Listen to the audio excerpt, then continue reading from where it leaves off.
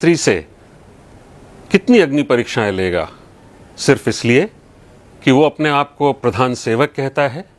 सारी दुनिया के लिए संसार के सबसे बड़े लोकतंत्र का वो प्रधानमंत्री है जो अपने देश को बदल रहा है, उसे संसार के अग्रणी राष्ट्रों की श्रेणी में लाकर खड़ा करने के लिए अथक निरंतर प्रयत्नशील है।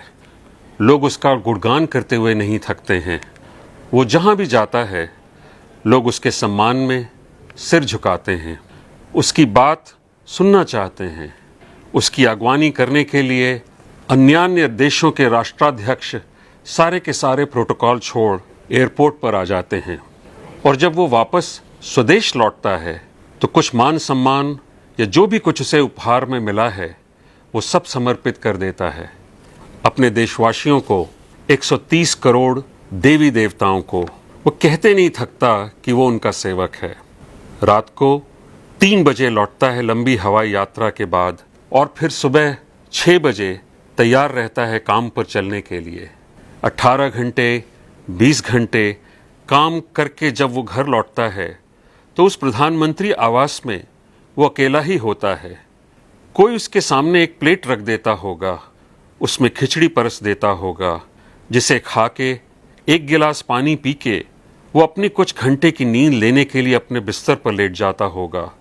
सुबह के बारे में सोचते हुए, नई चुनौतियों का सामना करने के लिए, अपने विरोधियों के मनगढ़ंत झूठों का वार सहने के लिए, आतंकवाद से लड़ने के लिए, गालियों की लगातार बौछार झेलने के लिए।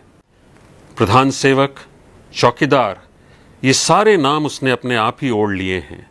उसे पता था कि अगर गलती से भी उसने अपने आप को इस देश का प्रधानमंत्री कह दिया तो पहाड़ टूट पड़ेगा। लोग कहेंगे, देखो ये चाय वाला, ये मोदी अपने आप को प्रधानमंत्री समझ रहा है। ये संघ का प्रचारक जो घर घर भोजन के लिए भटकता था, इसका खुद ही सिर घूम गया है।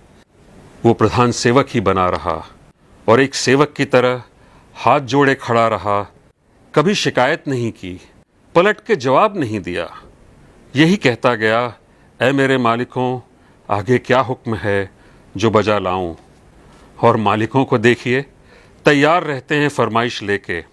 कभी मन में ये नहीं आता कि सेवक सोया कि नहीं, उसने कुछ खाया कि नहीं।